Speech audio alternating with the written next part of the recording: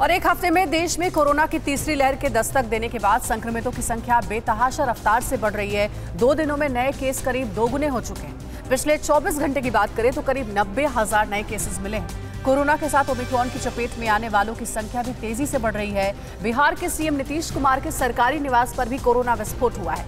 Corona महामारी से जुड़ी सभी अहम खबरें देखते हैं टॉप 9 ओमिक्रॉन अलर्ट। देश में पिछले 24 घंटे में कोरोना के करीब 90,000 नए केस आए हैं। कोरोना के साथ इसके नए वेरिएंट ओमिक्रॉन संक्रमितों की संख्या भी 2600 के पार पहुंच गई है। कल एक दिन में ओमिक्रॉन के 378 नए मामले सामने आए, जिसमें अकेले महाराष्ट्र में 144 नए केस मिले। इसके बाद राजस्थान में 62, गुजरात में 50, केरल में 49 और हरियाणा में 35 ओमिक्रॉन संक्रमित मिले। देश में ओमिक्रॉन से पहली मौत की पुष्टि हुई है। जयपुर में 72 साल के एक मरीज की नेगेटिव रिपोर्ट आने के बाद मौत हो गयी। महाराष्ट्र में कोरोना जिस रफ्तार से फैल रहा है, उसको देखते हुए अगले कुछ दिनों में हर दिन आने वाले नए केसों की संख्या 50,000 तक भी पहुंच जाएगी। राज्य में कल 26,500 से ज्यादा नए केस मिले हैं। मुंबई के हालात और ज्यादा चिंताजनक बनते जा रहे हैं। मुंबई में कल 15,000 से ज्यादा केस सामने आए हैं। महाराष्ट्र में एक्टिव केसों की संख्या 87,500 से ज्यादा हो चुकी है। राज्य में संक्रमण दर 9.5% से ज्यादा है। महाराष्ट्र में कोरोना के ताजा हालात को लेकर कल सरकार के मंत्रियों की बैठक में लंबी चर्चा हुई। महाराष्ट्र के स्वास्थ्य मंत्री राजेश टोपे ने कहा है कि राज्य के संक्रमण की पहचान और उसको रोकने के लिए और कैसे कदम उठाने चाहिए, इसको लेकर सीरो सर्वे कराने पर विचार किया जा रहा है। महाराष्ट्र में क्वारंटाइन अब 7 दिनों का तय कर दिया गया है। इसके बाद RT-PCR टेस्ट भी किए जाएंगे। राजेश टोपे ने कहा कि राज्य में अस्पतालों में बेड की कोई कमी नहीं है।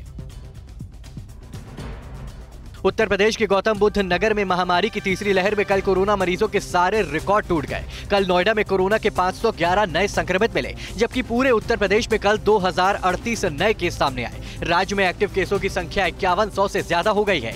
10वीं तक के स्कूल को अब 16 जनवरी तक बंद कर दिया गया है। इस बीच मुख्यमंत्री योगी आदित्यनाथ ने लखनऊ में ऑनलाइन ऑक्सीजन प्लांट की शुरुआत की।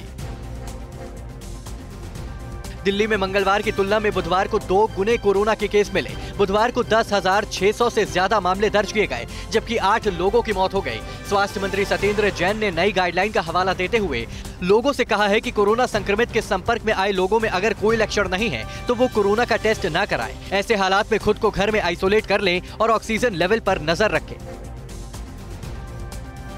दिल्ली में कोरोना संक्रमण की तेज रफ्तार को देखते हुए 9 अस्पतालों और कोविड केयर सेंटर्स के मौजूदा 3316 बेड को बढ़ाकर 4,350 कर दिया गया है। इंदिरा गांधी अस्पताल में बेड की संख्या 1181 से बढ़ाकर 1500 की गई है। बुराड़ी अस्पताल में 300 से बढ़ाकर 400 और राजीव गांधी सुपर स्पेशलिटी अस्पताल में बेड्स की संख्या 150 से बढ़ाकर 300 की गई। दीनदयाल उपाध्याय और दीपचंद बंधु अस्पताल को मिलाकर 100 बेड बढ़ाए गए हैं।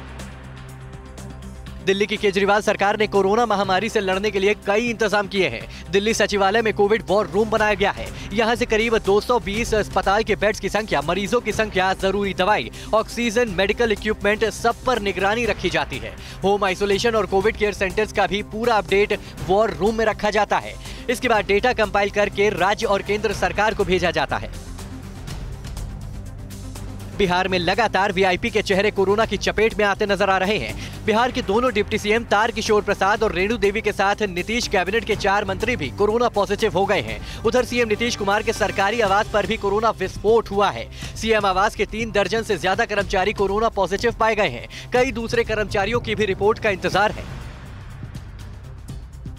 बिहार की राजधानी पटना के एनएमसीएच के डॉक्टरों का कोरोना संक्रमित होना जारी है। कल लगातार चौथे दिन अस्पताल के अधीक्षक डॉक्टर विनोद कुमार सिंह और उपाधीक्षक डॉक्टर सरोज कुमार समेत 62 डॉक्टर्स कोरोना पॉजिटिव पाए गए हैं। अब तक अस्पताल के 289 डॉक्टर संक्रमित हो चुके हैं। इतनी बड़ी संख्या में डॉक्टरों के संक्रमित से अस्पताल की व्यवस्था चरमराने का खतरा बढ़ गया है। राज्य में कल 1600 से ज्यादा नए केस मिले हैं।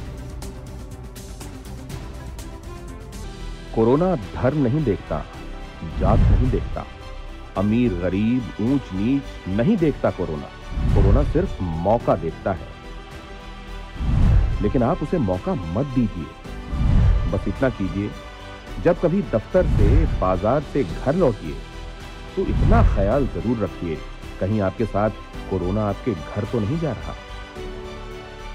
भूलिए मत, कोरोना अभी जिंदा है।